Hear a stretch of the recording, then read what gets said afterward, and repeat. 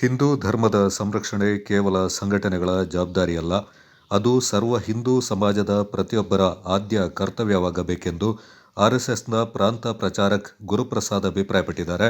ಸೋಮವಾರಪೇಟೆಯಲ್ಲಿ ಏರ್ಪಡಿಸಿದ್ದ ಹಿಂದೂ ಸಂಗಮ ಕಾರ್ಯಕ್ರಮದಲ್ಲಿ ಪಾಲ್ಗೊಂಡು ಅವರು ಮಾತನಾಡಿದರು. ರಾಷ್ಟ್ರೀಯ ಸ್ವಯಂ ಸೇವಕ ಸಂಘ ದೇಶದಲ್ಲಿ ಆರಂಭಗೊಂಡು 100 ವರ್ಷ ಪೂರೈಸುವ ಮೂಲಕ ವಿಶ್ವದ ಅತಿ ದೊಡ್ಡ ಸಂಘಟನೆಯಾಗಿ ಬೆಳೆದು ನಿಂತಿದೆ. ಈ ಹಿನ್ನೆಲೆಯಲ್ಲಿ ರಾಷ್ಟ್ರದಾದ್ಯಂತ ಹಿಂದೂ ಸಂಗಮ ಕಾರ್ಯಕ್ರಮ ಹಮ್ಮಿಕೊಳ್ಳಲಾಗಿದೆ.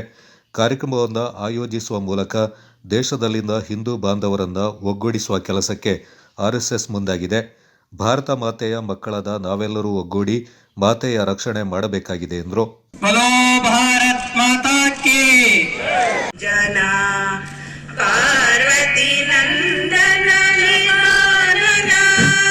ಸೃಷ್ಟಿ ಮಾಡುವಂತಹ ಪ್ರಯತ್ನ ಬೇರೆ ಬೇರೆ ವ್ಯಕ್ತಿಗಳು ತಮ್ಮ ಸ್ಥಾಪಿತ ಹಿತಾಸಕ್ತಿಗೋಸ್ಕರ ಮಾಡ್ತಾನೆ ಇದ್ದಾರೆ.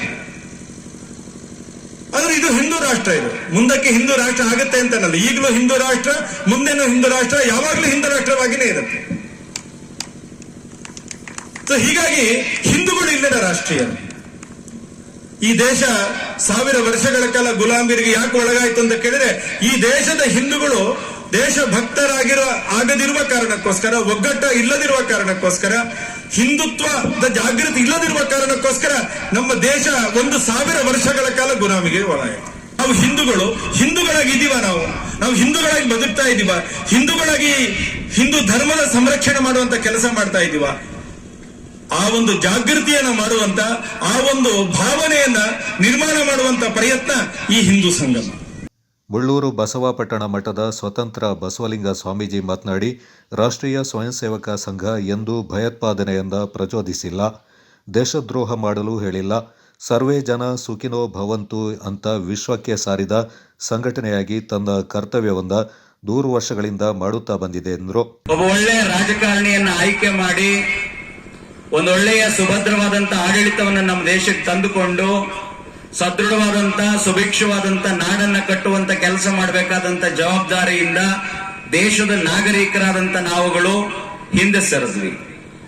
ಸತ್ಪ್ರಜೆಗಳನ್ನ ಈ ಸಮಾಜಕ್ಕೆ ಕೊಡುಗೆಯನ್ನಾಗಿ ಕೊಡಬೇಕಾಗಿದ್ದಂತ ಒಳ್ಳೆ ಮಕ್ಕಳನ್ನ, ಸಂಸ್ಕಾರವಂತ ಮಕ್ಕಳನ್ನ ಈ ಸಮಾಜಕ್ಕೆ ಕೊಡುಗೆಯಾಗಿ ಕೊಡಬೇಕಾಗಿದ್ದಂತ ಮಹಿಳೆಯರು, ತಾಯಂದಿರು ತಮ್ಮ ಜವಾಬ್ದಾರಿಯಿಂದ ಹಿಂದೆ ಸರಿದ್ರು.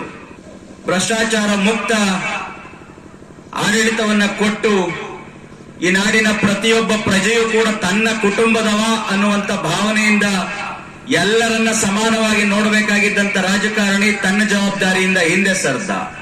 ಯಾಕೆ ಸರ್, ಏನಕ್ಕೆ ಇಷ್ಟೊಂದು ಜನ ಪೊಲೀಸರು ಬಂದಿದ್ದೀರಿ? ಎಂತ ಭದ್ರತೆ ದೃಷ್ಟಿಯಿಂದ ಅಂತ ಹೇಳ್ತಾರ ಅವರು. ನಾವೇನ್ ಜೇಬ್ನಲ್ಲಿ ಬಾಂಬ್ ಇಟ್ಕೊಂಡ್ ಬಂದಿರ್ತೀವ ಭದ್ರತೆ ಕೊಡೋದಕ್ಕೆ? ನೀವು ಇಲ್ಲ ನಾವೇನಾದ್ರೂ ಕುಕ್ಕರ್ ಇಟ್ಕೊಂಡ್ ಬಂದಿರ್ತೀವ, ಕುಕ್ಕರ್ ಒಳಗೆ ಬಾಂಬ್ ಇಟ್ಕೊಂಡು ಬ್ಲಾಸ್ಟ್ ಮಾಡೋದಕ್ಕೆ? ಇಲ್ಲ ಏನಾದ್ರೂ ಸೊಂಟಕ್ಕೆ ಏನಾದ್ರೂ ಆತ್ಮಾಹುತಿ ಬಾಂಬ್ ಕಟ್ಕೊಂಡು ಬಂದಿರ್ತೀವ ಬ್ಲಾಸ್ಟ್ ಮಾಡ್ಕೊಳ್ಳೋದಕ್ಕೆ?